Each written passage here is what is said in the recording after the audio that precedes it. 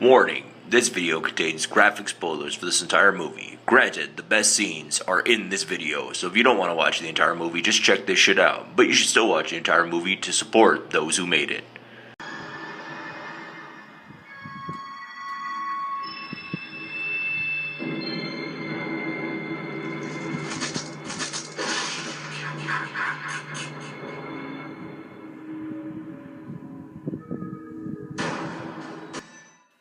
You gotta give points to the Friday the 13th series for taking Jason to new and exciting places and having him fight some odd protagonists.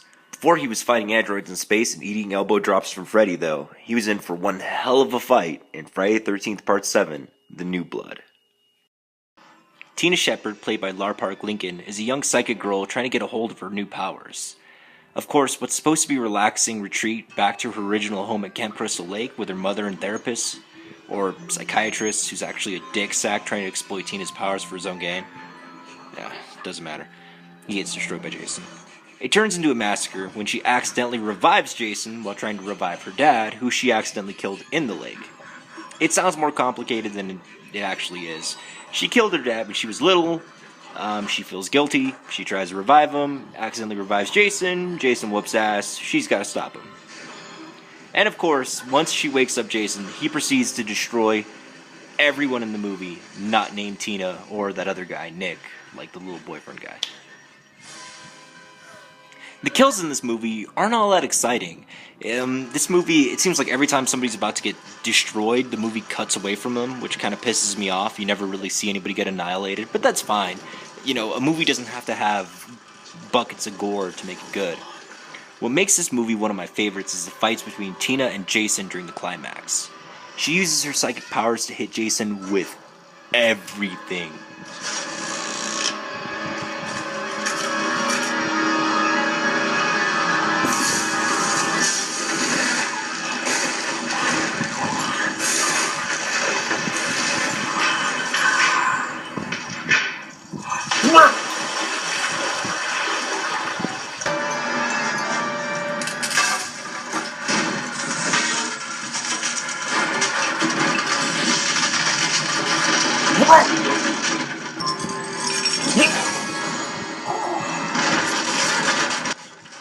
And Jason, of course, just keeps coming back for more. I love how Jason looks so fucking confused when shit starts flying around and whacking him for no reason. He's like, what the fuck is going on here? Speaking of Jason, this is my favorite iteration of the hulking monster. When his face is revealed during the fight, as a kid, I just about shit myself. I probably did shit myself. I don't remember. I'm just a little kid. And even if I did shit myself, I'd never admit it. But I just about shat myself. I mean, he's a fucking zombie. A super zombie. The chain around his neck is also a nice little touch. Jason looks fucking badass.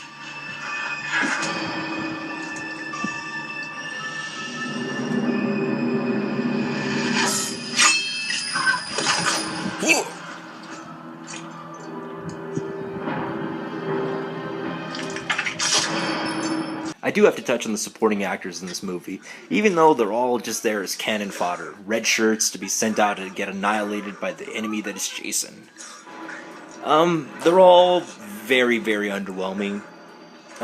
You have all your stereotypes, the nerd, the ladies' man, the stoners, the crazy sci-fi nerd dude, the prissy stuck-up bitch. But again, the deaths aren't all that satisfying, so even some of the characters you hate, if you're there to like, oh, hopefully they get ripped in half, it's not gonna happen. I do have one gripe about the movie, and that's what lands our hockey mask friend in the number 3 spot.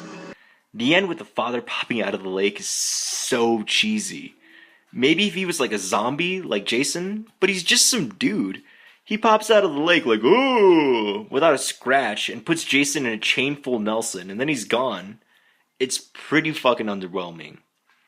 Still, the movie's unique fight with the psychic girl taking on Jason, Jason's overall look, how badass he is, and Tina just fucking whooping Jason's ass for a good quarter of the movie is what pushes New Blood to excellent levels.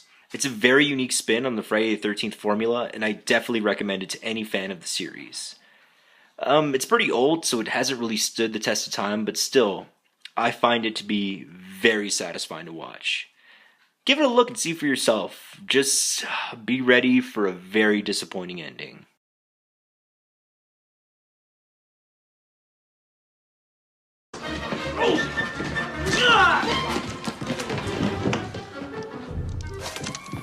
Heads up! Don't worry, Marv, I'll get him for you.